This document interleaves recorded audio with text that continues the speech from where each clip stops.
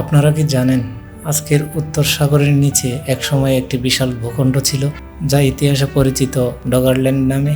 ডগারল্যান্ড প্রায় ৮,০০০ বছর আগে জলের নিচে হারিয়ে যাওয়া এই ভূমি ছিল অনেক মানুষের বাসস্থান।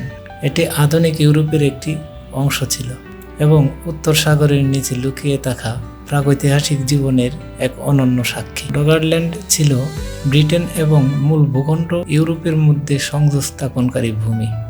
প্রাচীন যুগে এটি ছিল শিকারী সংগ্রাহকদের প্রিয় স্থান, যেখানে তারা তাদের জীবন ধারণ করত। তবে জলবায়ু পরিবর্তন এবং সমুদ্রপৃষ্ঠের উচ্চতা বৃদ্ধির কারণে এটি ধীরে ধীরে পানিতে ডুবে যায়। এই প্রাগৈতিহাসিক ভূমির সন্ধান এবং এর জীবাশ্মসমূহ আমাদের জানায় সে সময়ে প্রাকৃতিক পরিবেশ এবং সেখানে বসবাসকারী মানুষের জীবনধারা সম্পর্কে। বিজ্ঞানীরা মনে করেন এই ভূমি ছিল প্রাণবন্ত বনাঞ্চল, নদী প্রবাহে পরিপূর্ণ।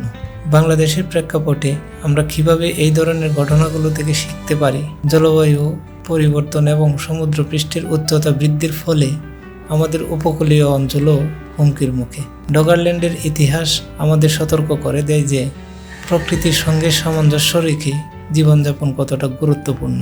ডগারল্যান্ডের এই বিস্ময়কর গল্প আমাদের মনে করিয়ে দেয় পৃথিবীর অজানা ইতিহাসের কত কিছু আমাদের কাছে এখনো অপ্রকাশিত রয়েছে।